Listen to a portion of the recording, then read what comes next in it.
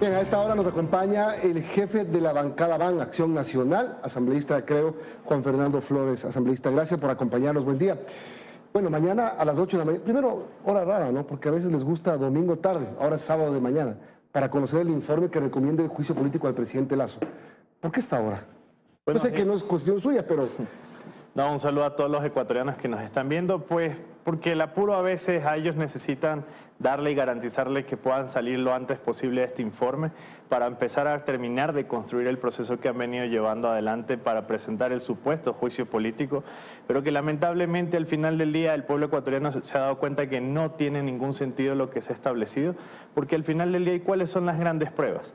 Memes de Twitter, ¿cuáles son los grandes elementos que acompañan este proceso? Pruebas falsas que después los interlocutores mencionan que no son válidas y que ellos no las han generado. Es decir, al final del día esto ha sido una fábula que se ha configurado para pretender justificar algo que después de 40 días hasta ahora no han podido comprobar, no han podido demostrar, porque nunca se dedicaron a investigar. El tema es que fábula, meme o como usted lo califica, como mucha gente califica, que este tema es un poco traído de los cabellos, aunque para ellos está muy bien sustentado, se necesita de votos. Y habría mañana los 70 para aprobar ese informe. Sin duda, la posición que nosotros hemos entendido es que probablemente existan los 70 votos y vamos a partir de una lógica. 47 asambleístas de la bancada del correísmo, más 16 del Partido Social Cristiano, ya le dan la cercanía suficiente que con los asambleístas de Pachacutic Radical y de la ID disidente simplemente lleguen a los 70 votos. La gran pregunta es, ¿los asambleístas se van a prestar para aprobar un informe el cual se basa en un meme de Twitter? Lo incorporan, votan para que eso se incorpore y al día siguiente el supuesto interlocutor menciona que nunca emitió esos comentarios. Yo creo que ahí tienen que evaluar hasta dónde está el nivel de vergüenza para poder emitir ese voto. Ese quien no emitió esos comentarios, ¿se refiere usted a Leonardo Cortázar? Correcto. ¿Al que se incluyó al final por este texto? Es que miren lo que ocurrió en la Asamblea Nacional. La asambleísta Mireya Pazmiño incorpora el meme de una cuenta de Twitter como prueba fehaciente de supuesto financiamiento en la campaña electoral. Votan para que esto se sume al informe cuando nunca se debatió, se conoció, se expuso sobre estos elementos.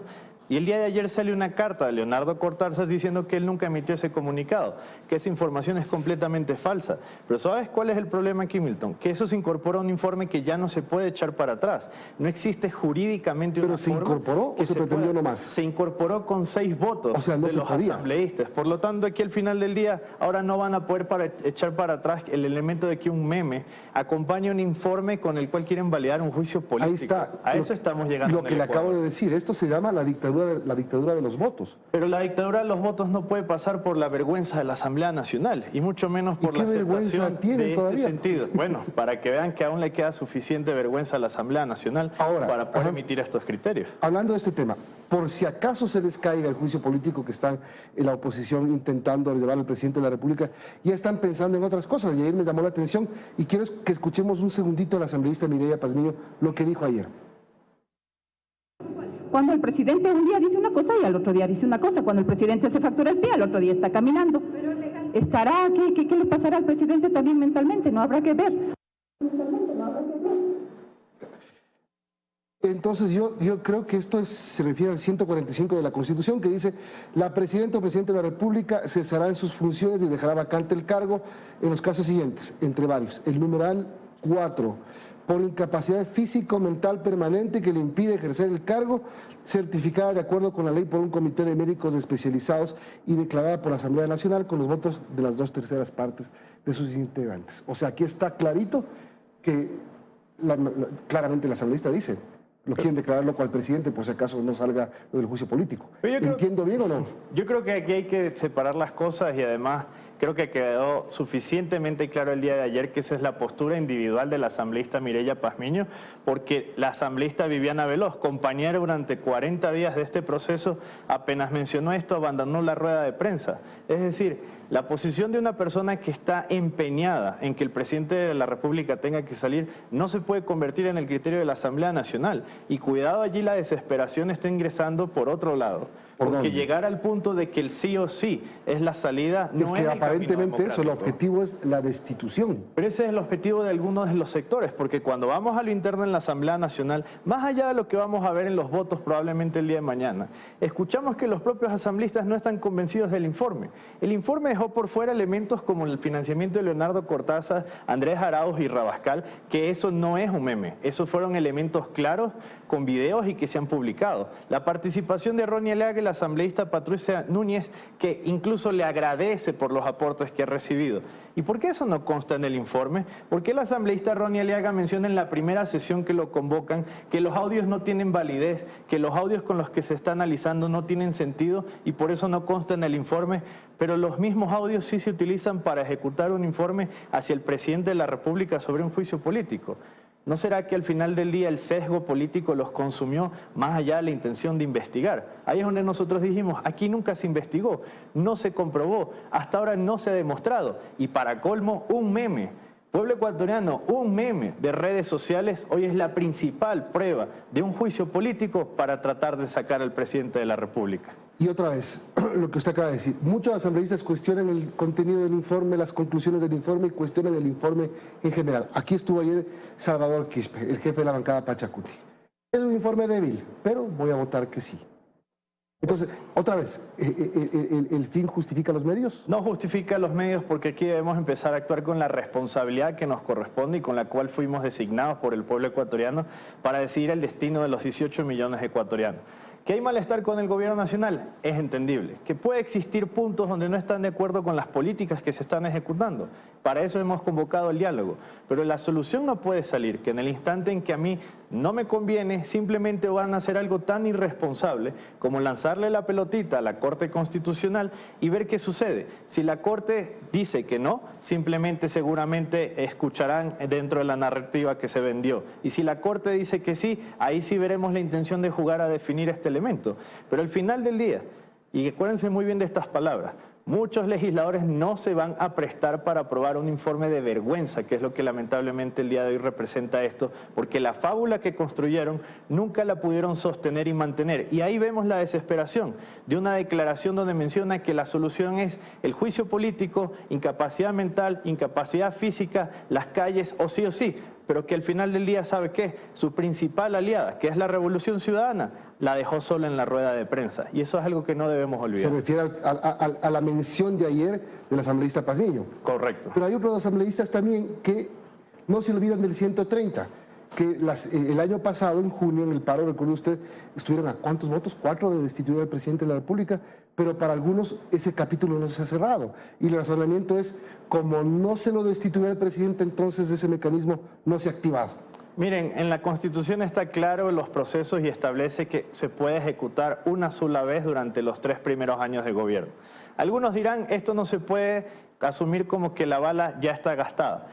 Aquí hay que tener mucho cuidado sobre los elementos de la constitucionalidad y lo que pretenden hacer, porque recordemos que además para poder activar todos estos procesos pasa, en el caso de la Asamblea Nacional, por procesos previos de dictamen de la Corte Constitucional. Ahí el gran elemento es ¿cuál es la conmoción nacional? Si estamos viendo que incluso movimientos sociales no se están sumando a la convocatoria que está pretendiendo hacer la CONAIE. ¿Cuál es el elemento aquí que quieren establecer como la gran crisis política en las calles? Si incluso el movimiento de mujeres ha dicho que ellos no necesitan ningún acompañamiento de la CONAIE porque sus luchas son claras para lograr las reivindicaciones. Es decir, nuevamente volvemos a ver cómo algunos sectores políticos quieren aprovecharse de las luchas sociales que son válidas y que tienen que ser tomadas a consideración, en cuenta y ser escuchadas para pretender construir un escenario para ellos. Pero al final del día aquí veamos hasta qué elementos les han dicho que no. Hemos visto cómo incluso ganadores de los que asumirán como autoridades en las próximas semanas han dicho que ellos no se van a prestar para esto. Entonces, cuidado, construimos una idea de que aquí están muy fortalecidos, cuando la realidad es que se están viendo solos y por eso vemos cómo actúan desde la desesperación, a pesar de que sin vergüenza siguen haciendo lo que hacen. Pero también tiene que ser consciente, y se lo digo a usted como asambleísta, creo, y parte, me imagino, del sector oficial, que que el gobierno ya tiene que despertar. O sea, ya vamos al segundo año y hay muchas cosas que están pendientes de hacer, muchos ofrecimientos incumplidos y mucha falta de gestión.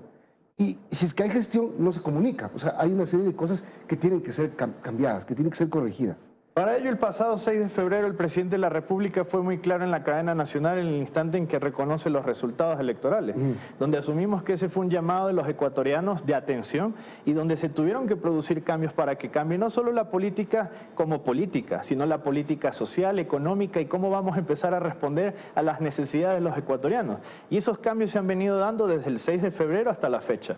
Nosotros no estamos negando de que aquí no hay que hacer cambios o que todo está perfecto, al contrario, hemos sido críticos hacia la política que tenemos que ejercer, pero también hacia las respuestas que tienen que dar todas las instituciones, porque muchas veces a la Asamblea Nacional se le olvida que por estar en estos caprichos personales estamos perdiendo tiempo importante para las necesidades de los ecuatorianos, para los problemas de inseguridad, donde hasta ahora se detuvieron los debates y las mesas de conversación. En materia de generación de oportunidad y trabajo, se habló de que teníamos que constituir una mesa para ello y hasta ahora no se nos convoca. Es decir, empecemos a darle la prioridad a los 18 millones de ecuatorianos y no a los caprichos que puedan tener algunos dirigentes que hoy se están quedando solos o algunos asambleístas que incluso los abandonan en el mejor momento de su lucha. Ahora, bueno, mañana, si se aprueba el informe, primero, se necesitan 70 votos. Si se aprueba el informe, ¿a dónde va? Este no va al CAL, ¿no? No, lo que ahora corresponde es que ese informe lo tomarán los asambleístas que desean ser ponentes del juicio político en contra del presidente de la República, que hasta ahora no hay porque nadie quiere asumir este informe como la base jurídica para ello, y tendrán que presentarlo junto a 46 firmas ante el Consejo de Administración Legislativa. UNES ha dicho que va a encabezar el pedido de firmas. UNES lo ha dicho, pero el día de ayer con las declaraciones del asambleísta Mireya Pazmiño, donde mencionaba que todos los miembros de la comisión lo van a hacer, ahora se están reevaluando quién es el nombre de la persona que lo va a encabezar. Pero vamos al proceso para que todo el pueblo ecuatoriano tenga claro y que no lo de mañana ya define absolutamente todo. No define nada. En el instante en que se presenta con las 46 firmas, más las pruebas, más los elementos que constituyen y lo que se debe revisar, el CAL tiene que aprobarlo y enviarlo automáticamente a la Corte Constitucional para que en 5 días pueda resolver sobre ello. Ahí solo hay dos caminos. Si la Corte lo resuelve favorablemente, regresa al Pleno, a la Asamblea Nacional para ser enviada a la Comisión de Fiscalización. De ahí inicia un trámite de al menos 30 días y en función de eso estaremos hablando de que en abril tendríamos la presentación ante el Pleno de la Asamblea Nacional del juicio político formalmente ante el presidente de la República. Aquí la clave sin duda es la Corte Constitucional. Correcto, y caso contrario, si la Corte resuelve que aquí no hay nada que hacer, no hay nada que hacer. El tema está allí en que los asambleístas tienen que entender de que algo tan delicado como esto no se puede tomar como una burla o un meme. Tenemos que terminar, pero usted dice, si la Corte resuelve que no hay nada que hacer, ellos buscarán qué hacer. Gracias, asambleísta. Buen día. Muchas gracias. Juan Fernando Flores, jefe de la bancada.